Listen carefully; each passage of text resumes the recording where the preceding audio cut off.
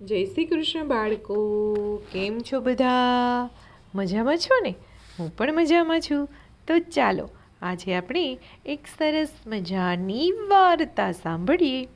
બાળકો, વાર્તાનું નામ છે પોતાનું કામ પોતે કરો. એક સરસ મજાનું ગામ હતું. ગામની અંદર એક ઘર હતું. આ ઘરમાં એક નાનો છોકરો રહેતો હતો, તમારા જેવો સરસ મજાનો હસતો રમતો. એનું નામ હતું જીતુ. આ જીતુભાઈને કૂતરાઓ બહુ ગમતા હતા. જ્યારે હોય ત્યારે કૂતરા સાથે રમ્યા કરે. એમને એક પોતાના ઘરમાં પણ કૂતરું રાખ્યું અને આ કૂતરાનું નામ રાખ્યું મોતી. જીતુ અને મોતી બંને જણા પાક્કા મિત્ર.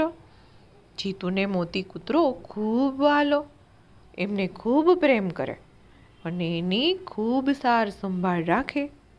સવારે ઉઠી જીતુભાઈ તો મોતી કૂતરાને નવડાવે, ધોવડાવે, ભોજન કરાવે.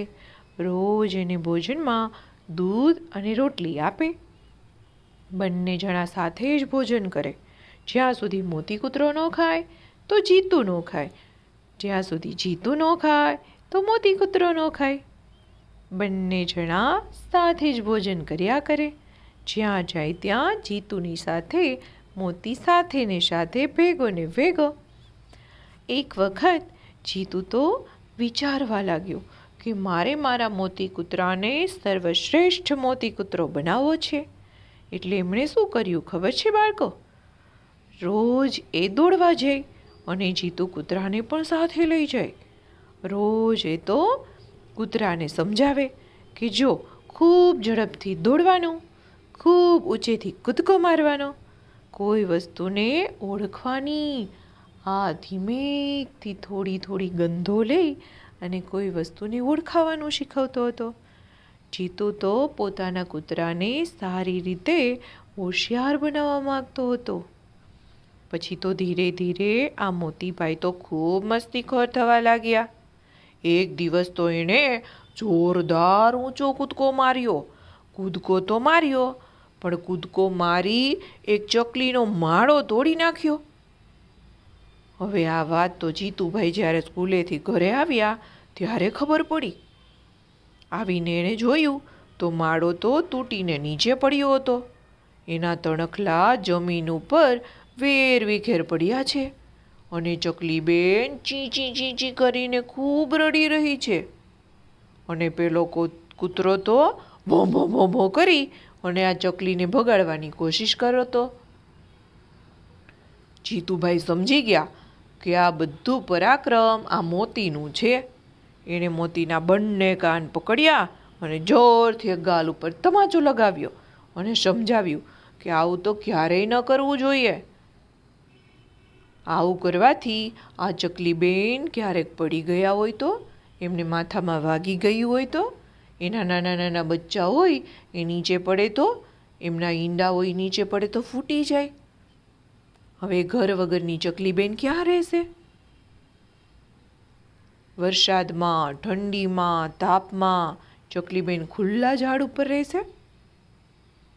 આપણે ક્યારેક વરસાદ વગર રહેવાનું થાય તો, ઠંડીમાં રહેવાનું થાય તો આપણે શું કરીએ?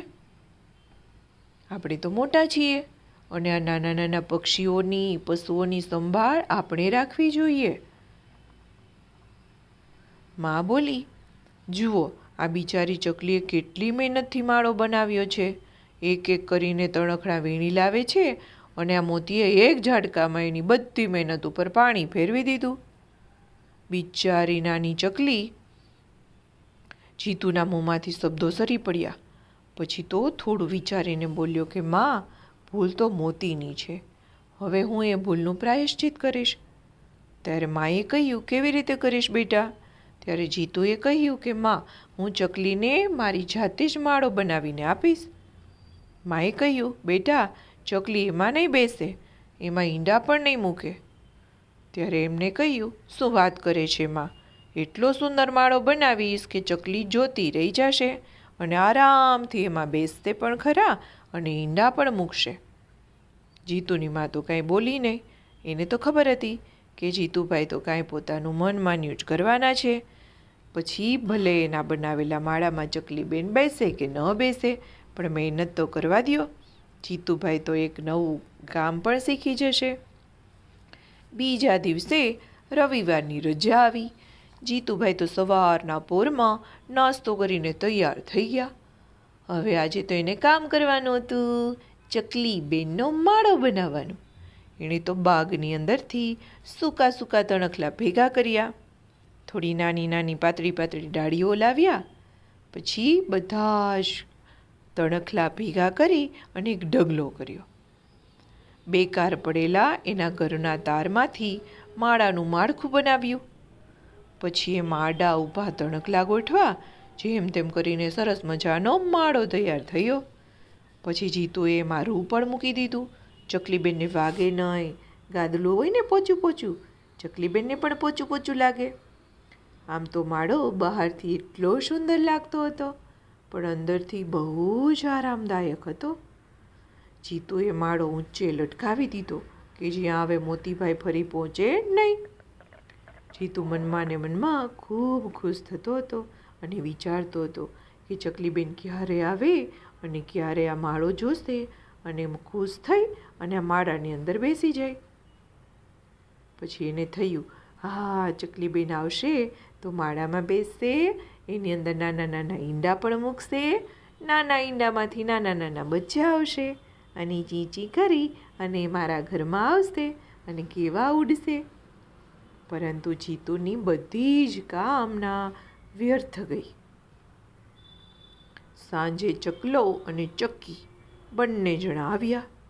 તેણે પોતાની ચાંચ વડે માળામાંથી એક એક કરીને બધાય તણખલા કાઢી નીચે ફેંકી દીધા.